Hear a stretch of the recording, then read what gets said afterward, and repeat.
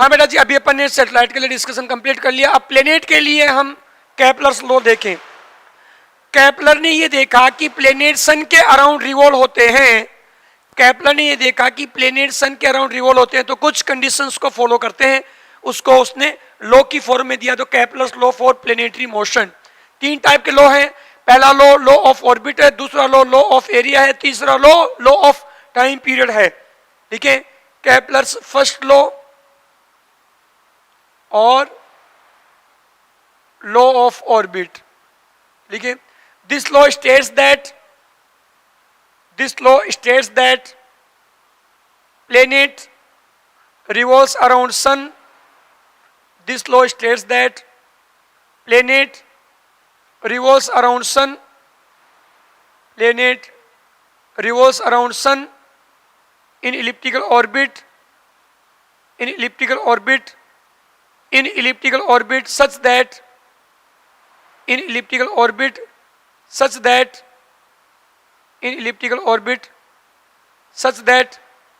position of sun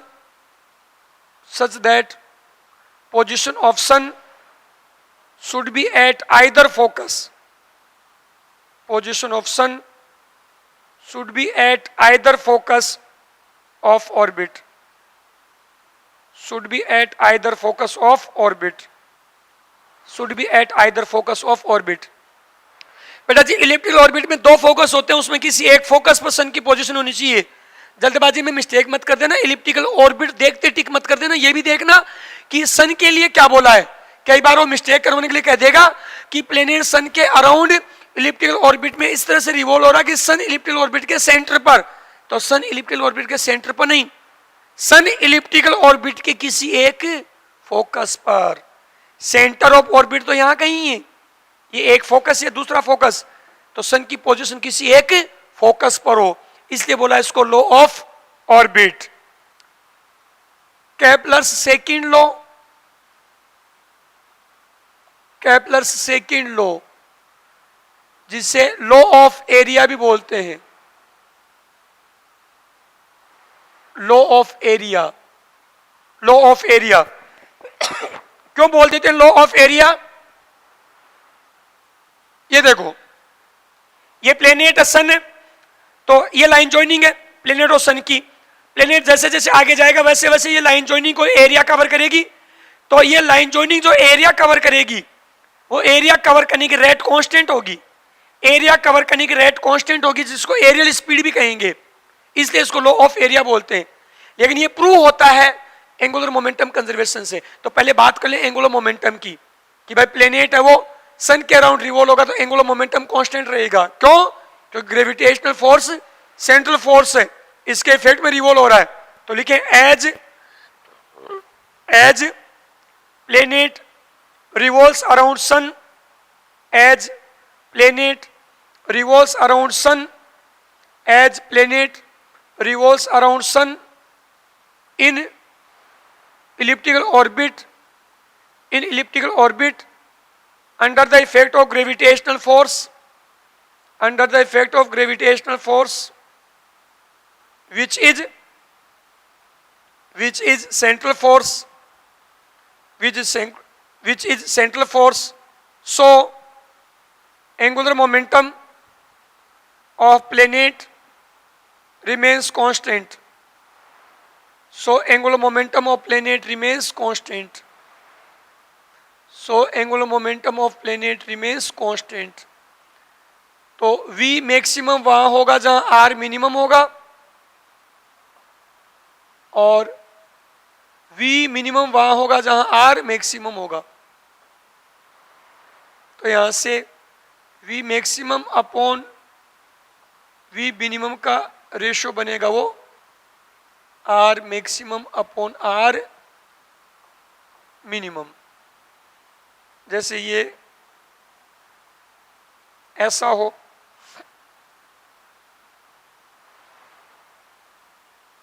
ऐसे यहां कहीं सन होगा, ये यहां कहीं सन। तो ये तो है सन से प्लेनेट की मिनिमम डिस्टेंस R मिनिमम, यह है मैक्सिमम डिस्टेंस। यहां पर स्पीड मिनिमम होगी, यहां स्पीड मैक्सिमम होगी। स्पीड मैक्सिमम तो kinetic energy maximum, potential energy minimum, क्योंकि कंजर्वेटिव फील्ड है तो टोटल मैकेनिकल एनर्जी कांस्टेंट रहेगी।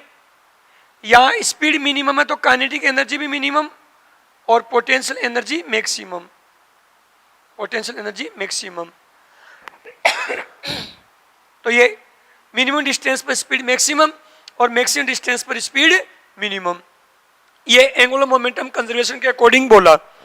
हम तो केपलर सेकंड लॉ की बात कर रहे हैं, जो ये कहेगा कि प्लेनेट और सन की लाइन जॉइनिंग जो एरिया कवर करेगी वो कांस्टेंट रेट से कवर करेगी। तो लिखें Kepler's second law states that, Kepler's second law states that, Kepler's second law states that line joining the sun and planet,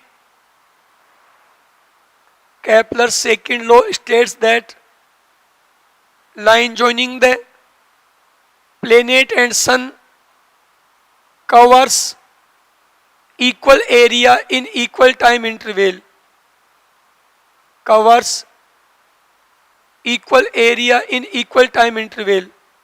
That means rate of covering the area,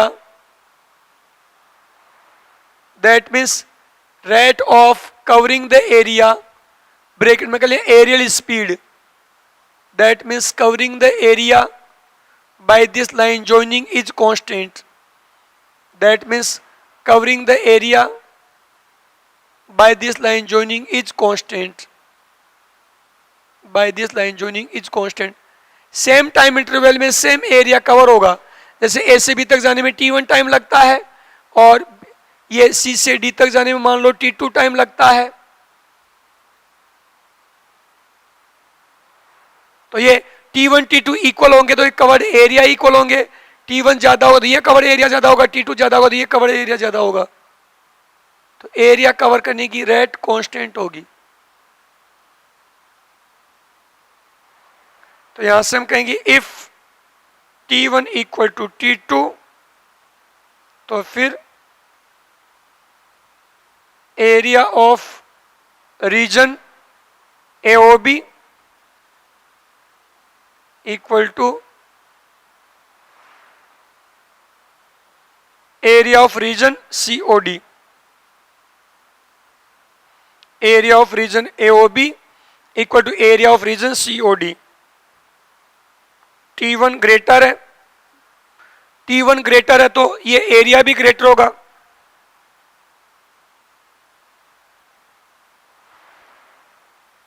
area of region AOB greater than area of region COD।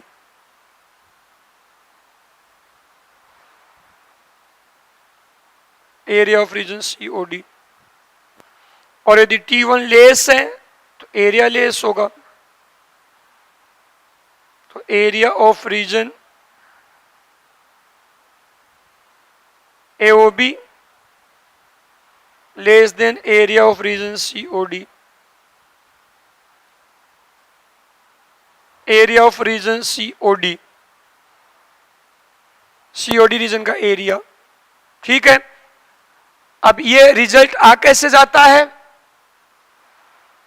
ये prove होता है conservation of angular momentum से, angular momentum conservation से prove होता है। देखो कैसे, यहां सन है, ये सन, यहां जाता है मान लो प्लेनेट, तो ये लाइन जॉइनिंग, ये लाइन जॉइनिंग, ये R है, ये डिस्टेंस है वो v into D T, v speed से dt टाइम तक, मोशन यदि हम dt टाइम तक कंसिडर करते हैं तो v dt। तो ये जो ट्राइंगुलर पार्ट है, इस ट्राइंगुलर रीजन का एरिया मैं dA लेता हूं, एरिया dA क्या लूंगा 1/2 base R height v dt। तो यहां से dA upon dt, area cover करने की रेट, एरियल स्पीड यह है aerial speed, aerial speed, area cover करने की रेट 1/2 v इंटू आर। तो जब v इंटू आर कॉन्स्टेंट है, पहले चेक किया तो v इंटू आर कॉन्स्टेंट है, तो 1/2 v इंटू आर भी कॉन्स्टेंट होगा। ऊपर नीचे m से मल्टीप्लाई कर दें तो dA upon dt equal to mvr upon 2m, तो l upon 2m, l upon 2m, ये भी कांस्टेंट आएगा, ये कांस्टेंट। तो एंगुलर मोमेंटम कंजर्व रहेगा, एंगुलर मोमेंटम कंजर्व, तो D upon D T aerial speed भी कंजर्व कांस्टेंट। इससे बोलते हैं कि Kepler second law conservation of angular momentum पर बेस्ड है। तो लिख लें Kepler's second law, Kepler's second law is based on, Kepler's second law is based on conservation of angular momentum, is based on conservation of angular momentum, is based on conservation of angular momentum। Third लिखे Kepler third law, जिसको law of time period भी बोलते हैं, Kepler third law, law of time period, Kepler third law, law of time period, Kepler third law और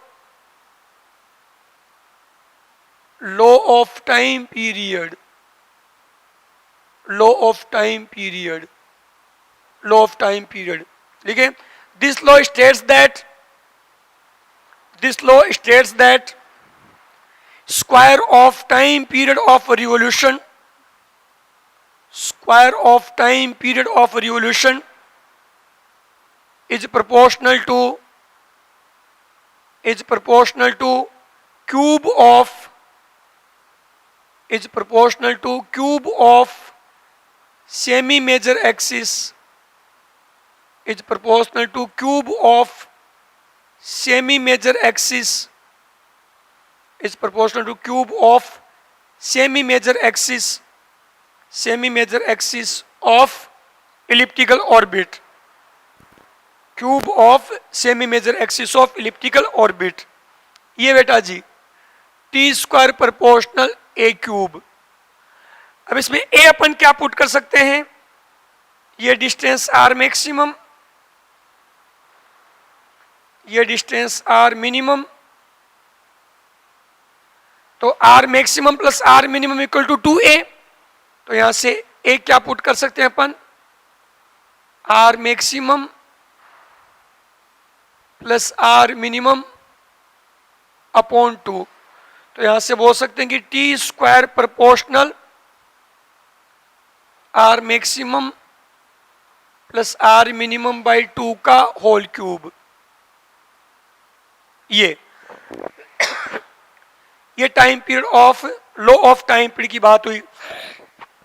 हमने अभी बेटा जी ऐसा बोला था कि जहां काइनेटिक एनर्जी मिनिमम है वहां पोटेंशियल एनर्जी मैक्सिमम, क्योंकि हमने कहा कि काइनेटिक एनर्जी और पोटेंशियल एनर्जी का सम कांस्टेंट रहेगा, टोटल मैकेनिकल एनर्जी।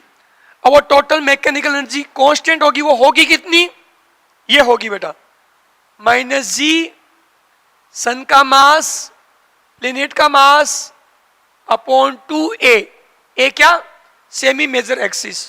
तो लिखें during planetary motion, during planetary motion around sun, during planetary motion around sun, total mechanical energy of planet, total mechanical energy of planet remains constant, total mechanical energy of planet remains constant, which is as, remains constant, which is as, which is as। ये total mechanical energy constant होगी, kinetic और potential का some constant रहेगा, जो होगी कितनी minus जी ये सन का मास इंटू प्लेनेट का मास अपॉन 2a, ए क्या है सेमी मेजर एक्सिस। तो ये रिजल्ट टोटल मैकेनिकल एनर्जी के लिए बना। तो आज का हमारा डिस्कशन ग्रेविटेशन के लिए कंप्लीट हुआ बेटा जी। आज जो भी डिस्कस किया उसको अच्छे से तैयार कर लेना, इस पर जिस वैरायटी से क्वेश्चन बनते हैं वो ट्राई कर लेना। All the best, thank you.